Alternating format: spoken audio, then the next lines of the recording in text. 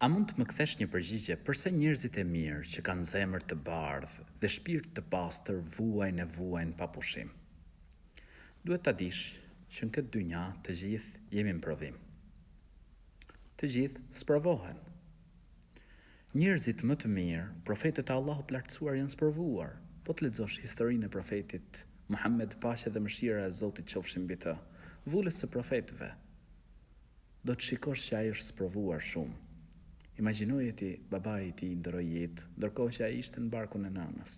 Pra lindi jetim, u rrit jetim, më pas ndroi jetë nëna e tij, pastaj gjyshi i tij, më pas edhe xhaxhai i tij.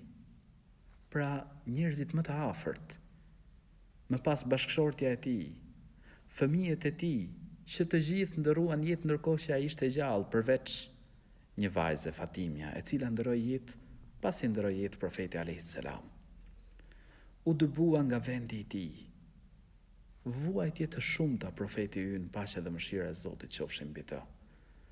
Prandaj, çdo njeri i cili është i sprovuar ose vuan, duhet ta di që kjo nuk është shenjë pra e keqe apo shenjë se Zoti nuk të do, përkundrazi. Allahu i lartësuar të do. Zoti i gjithësisë i do robërit e tij.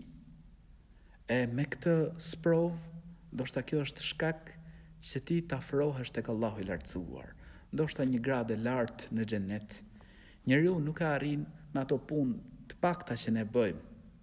Ajo sprov mund të jetë shkak që të arrish gradat e larta në xhenet, pastrohesh prej mëkateve.